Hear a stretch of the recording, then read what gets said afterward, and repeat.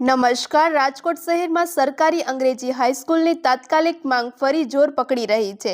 20 લાખની વસ્તી ધરાવતા સૌરાષ્ટ્રના સૌથી મોટા શહેર રાજકોટમાં આજ સુધી એક પણ સરકારી અંગ્રેજી માધ્યમની હાઈસ્કૂલ નથી, જેના કારણે જાગૃત નાગરિકો અને વાલીઓમાં ભારે અસંતોષ જોવા મળી રહ્યો છે। મધ્યમ વર્ગના વિદ્યાર્થીઓ મોંઘી ફીના કારણે અંગ્રેજી માધ્યમમાં ભણવામાં અસમર્થ છે। શહેરમાં માત્ર 4 ગ્રાન્ટેડ અંગ્રેજી શાળાઓ છે, જ્યારે ખાનગી શાળાઓની ફી 80,000થી લઈને 1 લાખ સુધી પહોંચી ગઈ છે। આ ગંભીર પરિસ્થિતિને લઈને હવે નાગરિકો અને વાલીઓએ શિક્ષણ વિભાગ, શિક્ષણ મંત્રી અને મુખ્યમંત્રી સુધી લેખિત રજૂઆતો કરી છે। રાજકોટમાં તાત્કાલિક સરકારી અંગ્રેજી હાઈસ્કૂલ શરૂ કરવાની માંગ સાથે વધુ સમાચાર માટે જોડાયેલા રહો। RP Gujarat news, Rajkot.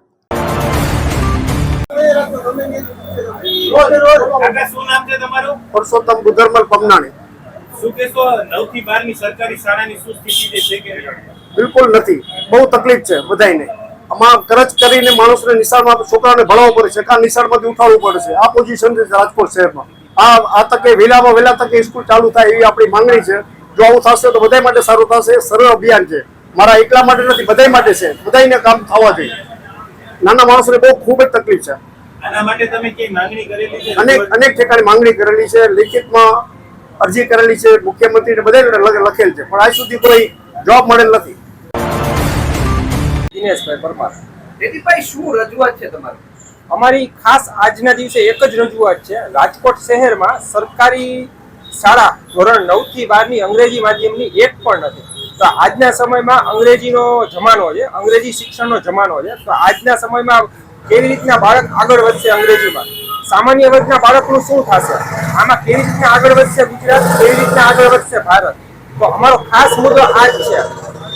સરકારી શાળા એક નથી, ગ્રાન્ટેડ શાળાઓની વાત કરો તો એની શું પરિસ્થિતિ છે?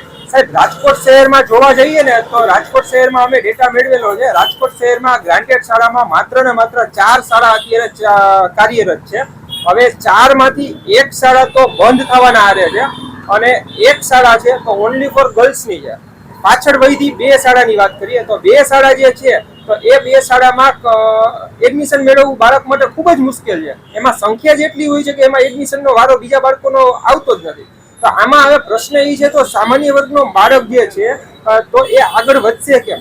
એક સામાન્ય પરિવારનો માણસ જે કાપડની દુકાનમાં કે XYZ ની દુકાનમાં કે મજૂરી કરીને ગુજરાન ચલાવતો હોય તો એવા બાળકનું ભવિષ્ય શું છે? આજે સામાન્ય રીતે જુઓ તમે ખાનગી શાળામાં તો ધોરણ 9 થી 12 અંગ્રેજી માધ્યમમાં તમારે બાળકને ભણાવવો હોય તો પર યરની ફીસ 80,000 થી 90,000 રૂપિયા પર યરની ફીસ હોય છે। તો આ સામાન્ય વર્ગનો બાળક જે છે, માણસ જે છે, એનો બાળકને ભણાવશે કેમ? તો એ ખાસ એક ચિંતાનો અને અગત્યનો વિષય છે। તો એ જ ચિંતાનો વિષય અમને સતાવે છે। તો આવા બાળકનું ભવિષ્ય શું છે? તો આવા બાળકોમાં પણ CA, ડોક્ટર, એન્જિનિયર વગેરે જેવી ઊંચી પોસ્ટ ધરાવવાની ક્ષમતા અને આગળ અભ્યાસ કરવાની ક્ષમતા હોય છે। તો આવા બાળકનું ભવિષ્ય શું છે? અમારો આજ ખાસ સવાલ આ જ છે। આના માટે તમે કઈ રજૂઆત છે તે કરી છે? આ બાબતે અમે રાજકોટના જિલ્લા શિક્ષણાધિકારી કચેરીમાં ઘણી બધી રજૂઆત કરેલી છે, ઘણી બધી લેખિતમાં અરજી આપેલી છે। તે ઉપરાંત ગુજરાત રાજ્યના મુખ્યમંત્રી, ગુજરાત રાજ્યના શિક્ષણ મંત્રી તેમજ કમિશનર ઓફ સ્કૂલ ગાંધીનગરને અમે લેખિતમાં રજિસ્ટર પોસ્ટ એથી ઘણી બધી રજૂઆતો કરેલી છે। આ ઉપરાંત CMO ના પોર્ટલ ઉપર પણ અમે વ્યક્તિગત ઘણી બધી રજૂઆતો કરેલી છે। શું માગણી શું છે? અમારી એક જ માગણી છે, વહેલામાં વહેલી તકે રાજકોટમાં 20 લાખથી વધારેની વસ્તી છે, તો વહેલામાં વહેલી તકે રાજકોટને વધારેમાં વધારે પ્રમાણમાં સરકારી ઇંગ્લિશ મીડિયમની ધોરણ 9 થી 12 ની શાળા મળે, જેથી કરીને બાળકનું ભવિષ્ય આગળ વધે। કોર્પોરેશનની એક શાળા શરૂ થઈ છે સરકારી ઇંગ્લિશ મીડિયમની, એના વિશે શું કહેશો? કોર્પોરેશને શાળા નંબર 100 ભગવતીપરામાં શરૂ કરેલ છે, પણ એમાં એડમિશનની પ્રક્રિયા હજી આજની તારીખ સુધી થયેલ નથી। કોર્પોરેશને આ શાળા શરૂ કરેલી છે ભગવતીપરા વિસ્તારમાં, તો એમાં એનું સ્ટ્રક્ચર કમ્પ્લીટ થઈ ગયું છે, પણ હજી એમાં એડમિશનની પ્રક્રિયા શરૂ જ નથી કરી। અને આ શાળા જે છે એ ભગવતીપરામાં શાળા છે। તો રાજકોટનો આખો ક્રાઇટેરિયા વિસ્તાર ખૂબ જ મોટો છે। એક વિસ્તારમાં એક શાળાથી કાંઈ શક્ય ન બને।